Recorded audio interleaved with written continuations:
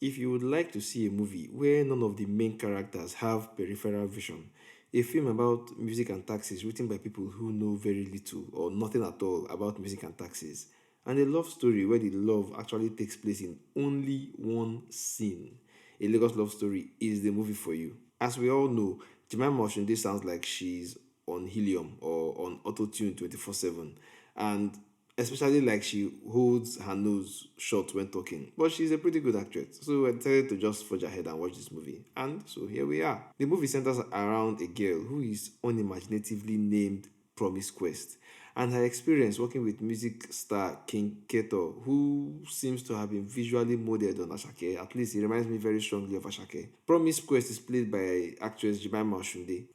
Alright, let's get into it.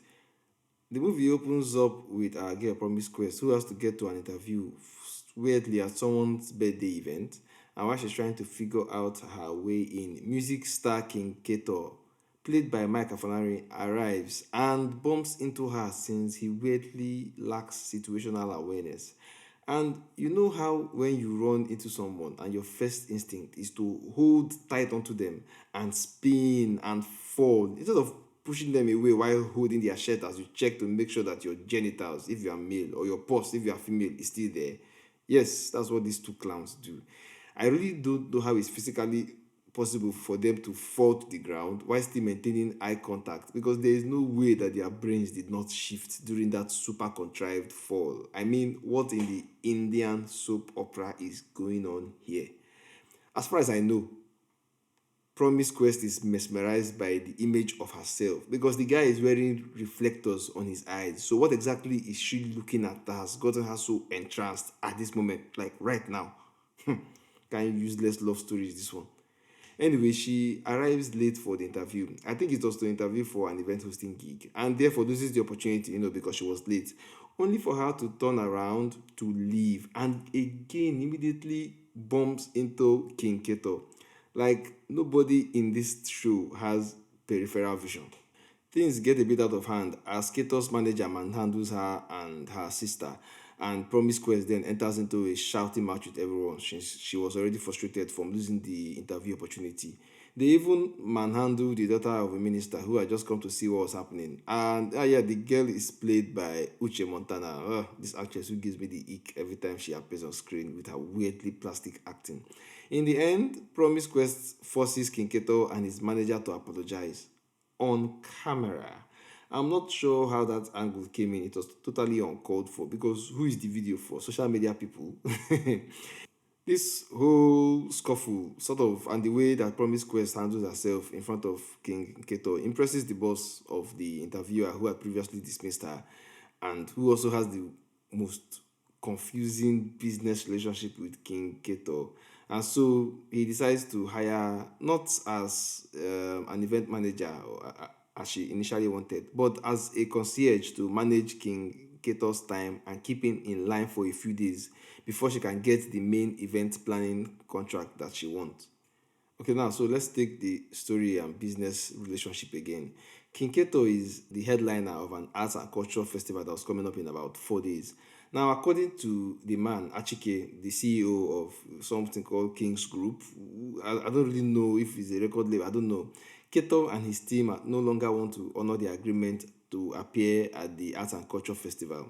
So King Keto, I'll just call him Kike from now, is also generally quiet or unruly every now and then. So they hire Promise Quest to keep him in line. Now, if the man is the event manager for this art and culture week, how then can he decide who joins Keto's team and keeps him in line? If he isn't, but he's like the owner of King Keto's record label and therefore Keto's boss, which is heavily in fair, I don't really know. Then how can King Keto have a team that can then decide that they don't want to do a show that his boss needs him to be at? Is that possible? Is that not like a big breach of an artist's obligations to their label? It's so confusing because I don't know who these people, that's Achike and Fadekemi from the Kings Group, actually are. They are able to get on Kinketo's nerves, able to pull his strings, have a contract with him, but also able to hire people to keep him in line and be on his team. I don't get it at all. You might wonder, why is Promise Quest going through all this trouble? Well, as it happens, her family is in trouble with the tax people and they need to pay about 20 million naira for the land use charge for their house. And this term, land use charge, nobody actually mentions it in this movie, even though this movie is adamant that it's a Lagos love story. They keep calling it tax bill or house tax or something like that. And in this way, a film that hinges on using tax payments to drive its plot refuses to teach us absolutely anything about tax payments. They even do some girl math that leaves my jaw on the floor because these clowns, promise quest, has no idea how interest rates work. When you're talking of taking loans of 20 million naira, a big part of the conversation should definitely be the interest rate. And if this movie wanted to teach us anything about finance or taxes, it should definitely have been mentioned. Nobody's going to tell you that they want to take a loan of 20 million and not worry about the interest rate. So, for instance, Promise Quest says that the tax bill is 20 million and that she can make 10 million naira a yearly profit if Fadekemi gives her the ushering contract for whatever it is that Fadekemi does. So she's thinking of just taking a 20 million naira loan for the house tax thing and then slowly paying it off over maximum of 5 years.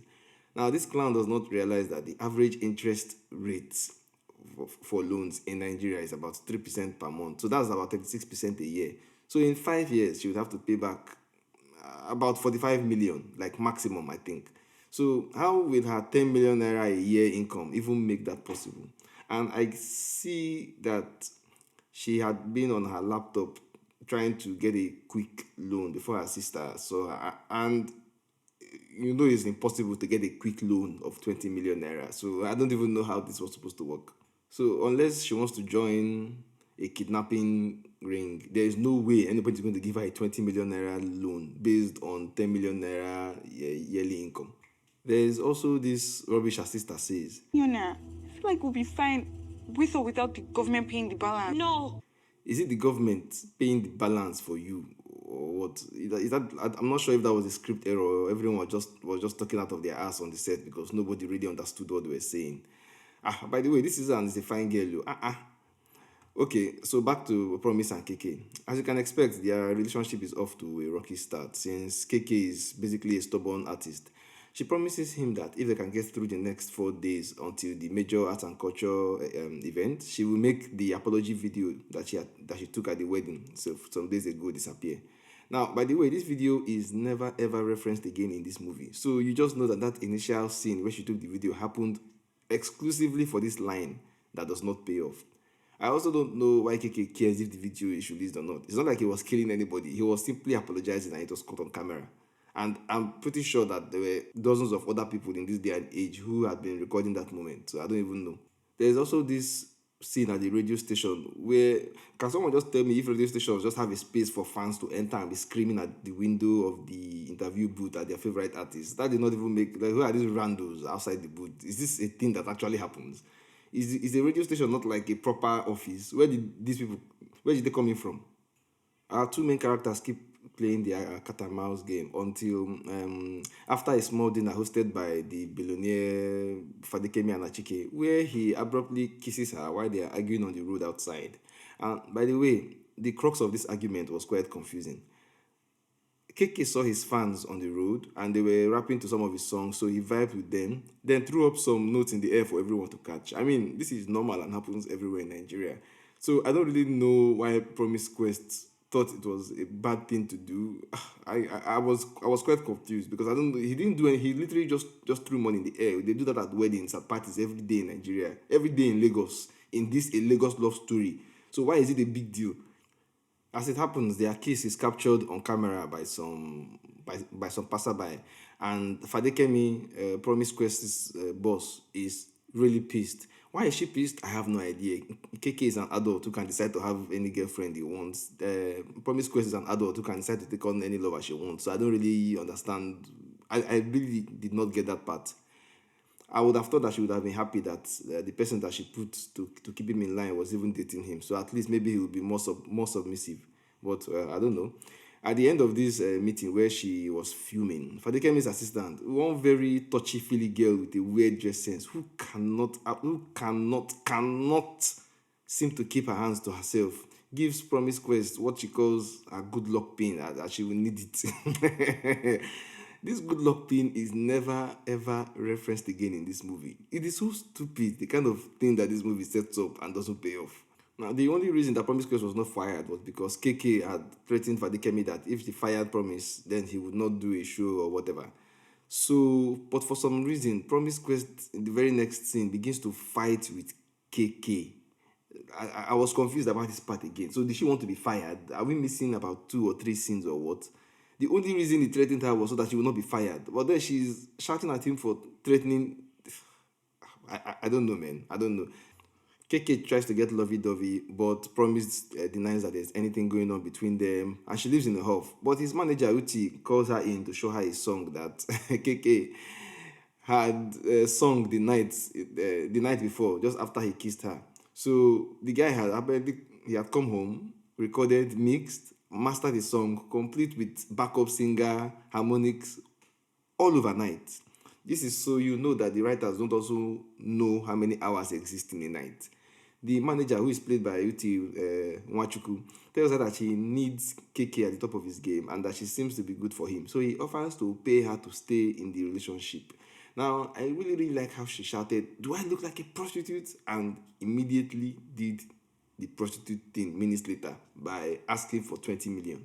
Also, what type of stupid proverb is Nothing concern farmer with how far till lay egg. did the farmer not feed the fowl with special feed, keep them warm and secure, medicate them? Is it not entirely the farmer's business model to be interested in how the eggs are laid? And they said these producers are experienced too. I see that this thing somehow has 2 writers, 2 people who could only manage to come up with Precious Quest as a name for their main character. I didn't mention Promise's sister's story. So her name is Favor. She's a fashion designer whose photographer friend, played by Chimezie Imo, seems to be secretly in love with her. So she's currently painting the town red with the daughter of a minister whom she had met at the birthday party at the beginning of the movie. The daughter is played by Uche Montana, who like I expected brings her wooden face and very doubtful talent to this production. But the funny thing is that the snobbish disdain that seems to be a permanent feature on her face is perfect for this role. She is supported by this big brother lady V, who acts as obnoxious as possible. I hated her, so which means that she probably did well in the role. So they help Favor market her small fashion business to the big leagues and even give her a chance to display at some big fashion show. And it is at this event, she's at this event preparing when her sister Promise sends her an SMS. For the first time ever, it would appear, as you can see, there are no previous messages, telling her to be home to meet a tax assessor at some particular time so that they can get an extension on the tax bill. So what exactly is the assessor coming to do? Is she coming to measure their bedroom size or what? Everybody knows that the bill is 20 million. So on what grounds would you have the tax bill extended? These are the details, right? These are the stuff that they're supposed to actually show us. Now, plus, shouldn't you be the one ideally going to the tax office to beg? Promise Quest appears to show up with KK at the event that her sister is exhibiting this fashion stuff and discovers that her sister didn't actually meet the tax person because she was so busy at the fashion show, and this gets her mad, prompting KK to console her with his shoulders and lead her with his penis. So Fadikemi discovers that the relationship is ongoing and then demotes Promise Quest to the role of Usher at this main event because yes, now it's time for the main event. Don't forget, this whole movie has happened in like 3 days and has been leading up to this performance at the art and culture event. At the event, there is a small scuffle between Promise Quest and yeah, I'm calling the name Fool so that in case any of the writers happen to watch this video, they will see how stupid it sounds for you to name somebody Promise Quest. So there was a small scuffle between Promise Quest and some girl who refused to stay in her assigned seat outside the VIP area. And the security guy wades in and sort of manhandles Promise Quest. Oh, what a stupid name. KK sees this while performing and just jumps off the stage, ending his performance abruptly to come and defend his girlfriend. There is another small scuffle, and the girl who had come into the VIP to see KK perform ends up hitting KK on the head with a bottle for No reason at all. It's not like she was not involved in the fray, she was not involved in the struggle. She literally watched him fight near her for a second while she was calmly seated. And then she just got up and hit him on the head. She hit him, the celebrity that she had paid to come and see. Or more. Now, Eketo is knocked out and rushed to the hospital. And at the hospital, Promise is disgraced by the manager, who reveals that she was doing all this eye service just so that she can get paid her 20 million. So I'm even surprised that she had not even taken the money yet. Eketo, Keke hears all this just in time and asks everyone to leave. So, of course, this means that she cannot pay the tax bill and keep the house, which she had really wanted to keep because their mom had died there and it has a lot of sentimental value to her. They do a memorial for the late woman and then move out to somewhere that is never mentioned. Like, where did they get the money for moving out? The filmmakers miss out on the actual details of the characters and waste our time with the weird girl giving a good luck hairpin that is never referenced again. Like, where did they move to? Nobody says. At some beach party later, she learns that KK had paid the. This beach party is very funny. Everybody's like they're forcing them to dance. Promise learns that KK had paid the land use charge. She learns it from the woman, from the tax woman who apparently called her. I don't know when people begin to call you that they have paid your own tax bill. To favor her sister, convinces her to go see KK at some event he's holding and tell him how she really feels about him. So they arrive at the party and then they get into some duet shenanigans, utterly unremarkable, except for the point where KK says something like, "If this is about me buying the house." I really wanted to hear the end of that statement because it was interrupted by some rubbish that she wanted to say. Because how would he justify paying the thing? And also, bro, you did not buy the house. You paid their land use charge. How did you get their tax number and the bank code for their specific bill? How did KK even know what her problem was? Why did he, and more importantly, why did he pay the tax bill for someone who, as far as he knows, tried to pull a romance scam on him? This simply does not happen anywhere, no matter how nice you are. Anyway, they declare their love for each other, and this weirdly written movie ends. Okay, so let's get to the verdict. First of all, did anybody else find it weird that these two people had only one scene with anything remotely romantic? One scene in a 2-hour romance movie. The name of this film is A Lagos Love Story, and the love only happens on one scene in the middle and then the one scene at the end. That's crazy. Secondly, this movie could also have been called a Kaduna love story and it would have made no difference. It could have been called a Port Harcourt love story, a Niger Delta militant Creek love story, and it would have made no difference. Nothing legacy happened in this movie at all, so I'm not even sure why Lagos is in the title at all. Thirdly, I am pissed that these clowns had Chimezie Imo in the movie and they gave him like 3 lines in total. Chimezie really needs to start getting some self-esteem and choosing the things that he appears in. What exactly is he in this movie? I was always struck with pity anytime he appeared on screen. Yeah, I know the economy is hard, but after Breath of Life, except maybe this movie was shot before Breath of Life, he's infinitely better than this sort of thing. Unless maybe he was doing it as a favor to a friend. I was just surprised. I thought he would take a bigger role, but I don't know, like 3, I think like 3 lines. And the story between him and the girl too is not really. I don't know if they end up being in. I know she was giving him food at the mother's memorial, but I don't know if that meant that they were now together or I don't know. Now the story for the film itself, the story is quite simple. It has an interesting. It's supposed to have an interesting motivation, right, and premise. That's this tax thing and this music thing, but we don't learn anything about these setups, and I suspect it's because the writers don't know anything about them either. So, especially as I cannot understand Fadekemi and Ajike's relationship to Keke. So it ends up being like a Netflix high school romance with big sounding words to make it sound more mature. And in case you don't know, this paying money to love someone or doing a bet to love someone, I don't know. There are some popular movies, some popular franchises on Netflix that have gone through that route. So it's really overplayed. As for the acting, I like the acting in general. Jemimah, once I got used to her distractingly high pitched voice, made it look interesting. And Mike Afolarin, aside lacking much needed peripheral vision, does great in the role too. I like the soundtrack, honestly. It had some really nice music selection. I was bopping my head every now and then. So, yeah, at least that was a very big positive for the movie. All in all, if I were to rate it over 5, I'll give it 2.5 because I don't want to go too hard on it because I just know that it's supposed to be a feel good movie. But if you came up with all these complicated sounding premises, you could have at least paid it off so that we know that you are an intelligent writer. So just because I'm feeling good, I would just give it a 2.5 because you know what, let me give it a 2 because ideally it should have been a 1.5. Yeah, 2 over 5. It was a bit dull because the point of the whole thing, which is like that it is a romance, doesn't barely even shows up, right? So yeah. If you are still watching, leave a comment for the algorithm. That will be all for my review of Lagos Love Story currently showing on Netflix. So see you on the next one.